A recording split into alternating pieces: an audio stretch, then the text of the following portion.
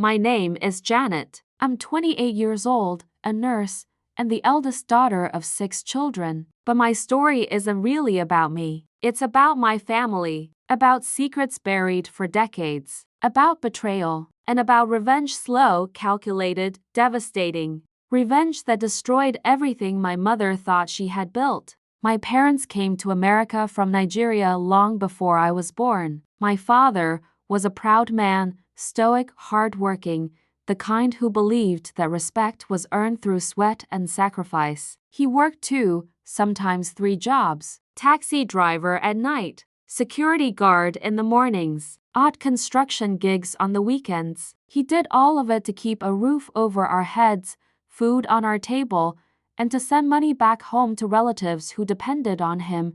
My mother was different. Beautiful, charming, sharp-tongued when she wanted to be, and manipulative in ways that, as children, we never fully understood. She stayed home when we were young, raising us, but over the years it became clear, my father's money was never enough for her. She wanted more clothes, more status, more control. Behind closed doors, our home was chaos. I grew up with shouting as my lullaby, arguments that stretched into the night, accusations of cheating, insults hurled like daggers. Sometimes it turned physical. Doors slammed, plates shattered. We children would hide in corners, praying for silence, but what made it worse, what made it unbearable was how my mother pulled us into the battlefield. She poisoned us against our father. She whispered things no child should ever hear. He's a liar, he's abusive, he cheats on me, and maybe, she'd hiss, her eyes narrowing, maybe you're not even his children. Imagine hearing that at 9 years old. Imagine the seed of doubt planted in your mind. I brushed it off because I knew my father's face when I looked in the mirror. But my younger brother, Tund, he never let it go. That seed took root inside him and twisted him into someone angry, resentful, unpredictable. The fight that changed everything 2 years ago, when I was 26 and Tund was 18, everything exploded. Another fight between him and my father turned violent. Tund pushed him, fists clenched, face red with rage, and then he shouted the words that would change all of our lives forever. "You're not even my real father." The room went silent. My father froze, his eyes wide, his chest heaving. That sentence didn't just cut, it bled. It carved open every insecurity, every wound my mother had sliced into him over decades. And though the argument ended that night, my father never recovered from it. He grew quieter, colder. His eyes, once sharp with pride, turned dark and distant. He carried that sentence like a curse. Months later, long after midnight, he knocked on my bedroom door. His face looked haunted, his hands trembling slightly. "Janet," he said, voice raw, "I need the truth. I want a DNA test. For all of you." I tried to talk him down. "Daddy, we all look like you. It's ridiculous." Tund was just angry, he didn't mean it. But he wouldn't listen. "Words don't come from nowhere," he muttered. "A boy doesn't say that unless he's been told," and he was right. My mother had been whispering for years. He didn't argue with me further. He just left. Weeks later, I noticed little things missing. My hairbrush, my younger sister's toothbrush, strands of hair he quietly collected from pillows and combs. At first, I thought it was paranoia, but then I realized he was gathering evidence. Secretly, patiently, when the results came back, everything unraveled. 4 of us, myself, my sisters, and one of my brothers, were confirmed. His children, without doubt, but Tund, and our youngest sibling, a girl of 9, not his, not even close. The man who had broken his back for decades, the man who worked until his bones ached to put food on our table, he had been raising another man's children for almost 20 years, and my mother had known the whole time.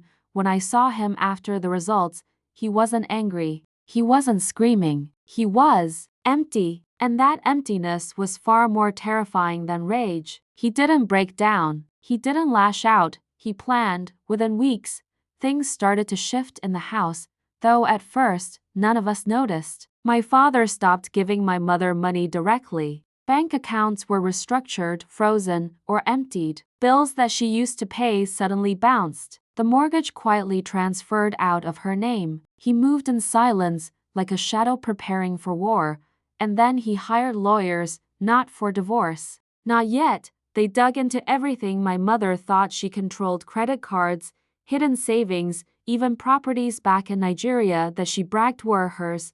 Slowly, piece by piece, he dismantled the empire she thought she owned. And then came the exposure. In our culture, reputation is everything. My mother prided herself on being the perfect wife, the respectable woman at church, the voice of wisdom in the community, smiled sweetly at elders, and boasted about her family's success. But my father tore that mask off. He exposed her secrets to everyone. First to family back in Nigeria, where gossip spreads faster than fire. Then to the church community, where whispers of infidelity are like poison. Friends stopped calling. Elders stopped greeting her warmly. The shame was public, heavy, suffocating. She begged him to stop, but he didn't. He watched her reputation crumble, brick by brick, but the real tragedy was Tund. For years, he believed my mother's lies, that our father was the enemy, that he was abusive, that he didn't love us. He had carried that anger like a weapon. Now, faced with the truth, his world collapsed. He wasn't our father's son. He wasn't who he thought he was, and worse, he didn't know who his real father was. The tension between him and my father grew unbearable. But my father didn't raise his voice. He didn't fight. He just stared at Tund with cold detachment, as if he were a stranger in our home. That broke Tund in ways I can't describe. He started drinking. He dropped out of school. He lashed out at me, at friends, at anyone who tried to help. My mother, once his ally, was too busy drowning in her own shame to pull him back. He spiraled, and he blamed her for everything. Finally, my father filed for divorce. In court, he presented the DNA test. He presented the financial records. He presented years of evidence of her manipulation. My mother walked in with confidence, her head high, thinking she'd charm her way through as she always had. But when the evidence was laid out, piece by piece, her mask cracked. The judge's eyes hardened. The lawyers didn't even need to exaggerate. The truth was damning enough. When it was over, she walked away with nothing. No house, no savings, no property, just her clothes, her pride shattered, her reputation destroyed. And my father? For the first time in decades, he walked tall, free, vindicated. But the story doesn't end there. Months later, Tund finally demanded to know the truth. Who was his real father? My mother broke down and confessed. His real father was Sagan, a man she had been secretly seeing for years, long before Tund was born. Sagan lived back in Nigeria, married with his own family, and had no interest in acknowledging an illegitimate son. When Tund reached out, Sagan rejected him outright. "You are not my concern," he said coldly. "I have my own children." That rejection broke Tund completely. The anger that once fueled him turned inward. He sank into depression, lost, rootless. The boy who had once fought so hard to destroy my father was left with no father at all. Looking back now, I see the brilliance in my father's revenge. He didn't lift a hand. He didn't scream. He didn't rage. He exposed. He let the truth do the damage. My mother lost everything.